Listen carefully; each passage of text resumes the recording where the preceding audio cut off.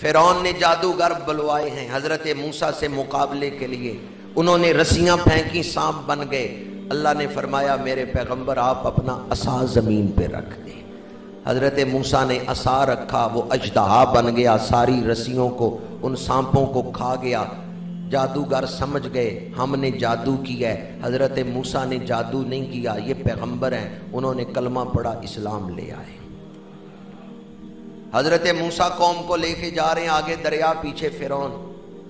قوم پریشان ہو گئی، اب آگے جائیں ڈوبتے ہیں، پیچھے جائیں تلواروں سے کٹتے ہیں۔ پیغمبر نے عرض کیا پروردگار، قوم گھبرا گئی، مجھے تیری ذات پہ توکل ہے۔ اللہ نے فرمایا یہ عصا جو آپ کے ہاتھ میں ہے پانی پہ مارے۔ آپ نے وہ عصا پانی پہ مارا ہے، اللہ نے دریا میں راستہ بنا دیا ہے۔ اللہ اکبر، اللہ کیسی شانوں والا ہے، دریا میں راستہ بنا دیا ہے، پانی کو روک دیا ہے۔ قوم دریا پار کر گئی، پیاسی ہے، وادی تیہا میں پانی نہیں مل رہا۔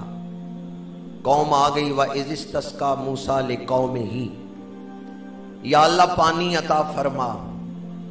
اللہ نے فرمایا پیارے موسیٰ یہ جو عصا آپ کے ہاتھ میں ہے اسے پتھر پہ مارے۔ وَاضْرِب بِعَصَاكَ الْحَجَرَ فَانْفَجَرَتْ مِنْهُ اثْنَتَا عَشْرَةَ عَيْنًا، آپ نے وہ عصا پتھر پہ مارا، 12 چشمے جاری ہو گئے۔ قوم پریشان تھی، پانی نہیں مل رہا، کہیں پیاس سے نہ مر جائیں، اللہ نے پتھر سے چشمے جاری فرما دیے۔ جب میں کہوں کہ اللہ نے پتھر سے چشمے جاری کر دیا، آپ نے کہنا ہے اللہ اکبر، اللہ نے پتھر سے چشمے جاری کر دیے۔ حضرت جناب بی بی ہاجرہ پانی کی تلاش میں دوڑ رہی ہیں صفا مروہ پہ، حضرت جناب اسماعیل نے ایڑی ماری ہے، اللہ نے جبریل کو بھیجا ہے، وہاں سے پانی کا چشمہ زمزم جاری فرما دیا۔ اللہ مایوسیوں سے راستے نکال دیتا ہے۔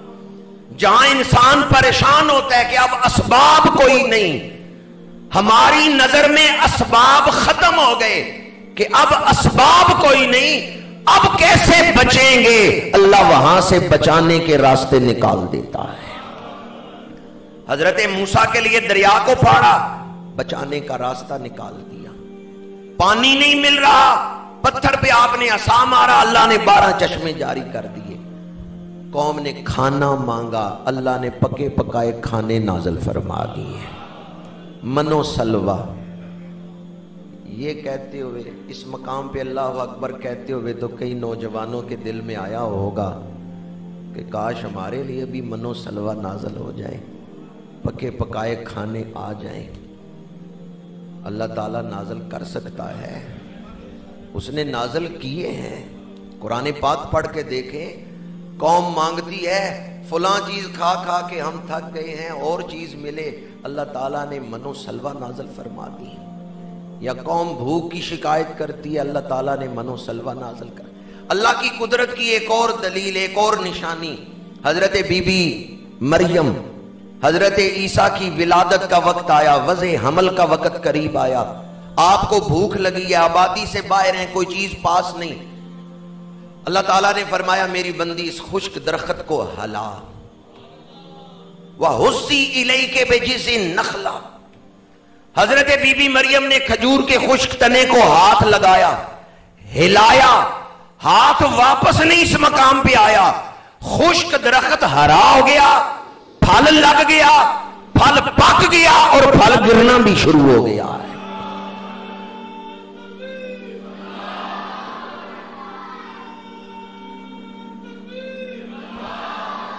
حضرت بی بی مریم نے ہاتھ یہاں سے یہاں کیا ہے، درخت کو ہلایا، ہاتھ واپس نہیں اس مقام پہ آیا۔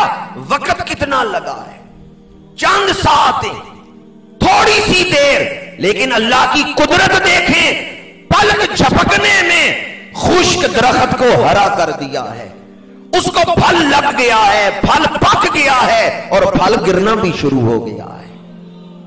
یہ تو پھر کچھ وقت لگا ہے، اللہ نے اپنے محبوب کو جو معراج کروائی ہے، زمان و مکان سے بلند کر دیا ہے، زمان نیچے، مکان نیچے، سبحان الذی اسرا بعبدہ لیلا من المسجد الحرام الی المسجد الاقصی الذی بارکنا حولہ لنریہ من آیاتنا.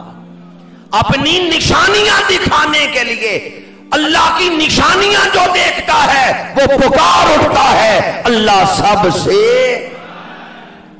حضرت جناب ابو بکر محمد بن ابراہیم رحمت اللہ تعالی علیہ کی کتاب ہے بحر الہند، اس میں انہوں نے حضرت جناب محمد بن ابراہیم انہوں نے یہ واقعہ نقل فرمایا ہے.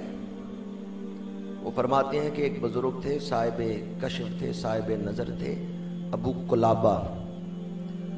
ان کا بھتیجا بیمار تھا، غافل شخص تھا، شراب بھی پیتا تھا، بیمار ہو گیا. اس نے اپنے چچا ابو قلابہ کو بلایا کہ میں سخت تکلیف میں ہوں، آئیں میری کچھ مدد کریں. ابو قلابہ گئے. وہ فرماتے ہیں میں نے کیا دیکھا دل کی آنکھوں سے کہ 2 سیاہ فرشتے اس کے پاس بیٹھے ہوئے ہیں. میں گھبرا گیا، یہ علامت تھی کہ میرا بھتیجا برباد ہو جائے گا، ہلاک ہو جائے گا. کہتے ہیں میں وہاں بیٹھا پریشان تھا، چونکہ میں دل کی آنکھوں سے دیکھ رہا تھا کہ میرے بھتیجے کے پاس 2 سیاہ فرشتے بیٹھے ہیں، جو عذاب والے فرشتے بیٹھے ہیں. تھوڑی دیر کے بعد میں نے دیکھا کہ 2 روشن چہروں والے فرشتے آئے، انتہائی خوشبوؤں میں بسے ہوئے فرشتے آئے. تھوڑے فاصلے پہ کھڑے ہو گئے. جب وہ تھوڑے فاصلے پہ کھڑے ہو گئے، یہ جو پہلے عذاب والے فرشتے بیٹھے ہوئے تھے یہ اٹھ کے چلے گئے. اب ان 2 میں سے ایک دوسرے سے کہتا ہے ذرا قریب ہو کے اس کو دیکھو.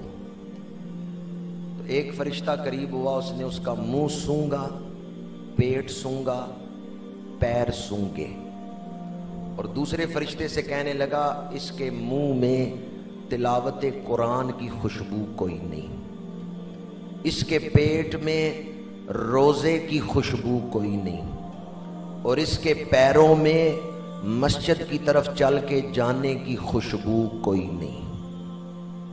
دوسرا فرشتہ کہتا ہے تعجب ہے تیرے اوپر، کیسی بات کرتے ہو، یہ امت محمدیہ کا فرد ہے، یہ رسول اللہ کا کلمہ پڑھتا ہے، اور اس کے منہ میں تلاوت قرآن کی خوشبو کوئی نہیں، اس کے پیٹ میں روزے کی خوشبو کوئی نہیں، اس کے پیروں میں نیکی کی طرف چل کے جانے، مسجد کی طرف چل کے جانے کی خوشبو کوئی نہیں. وہ دوسرا فرشتہ جس نے سونگا تھا وہ کہتا ہے تم بے شک خود آ کے سونگ لو، بے شک یہ امت محمدیہ کا فرد ہے، لیکن اس کے منہ میں اللہ کے ذکر کی خوشبو کوئی نہیں، اس کے پیٹ میں روزے کی تاثیر کوئی نہیں، خوشبو کوئی نہیں. فرشتے عبادات کے ذائقے چکھ لیتے ہیں، خوشبویں سونگ لیتے ہیں.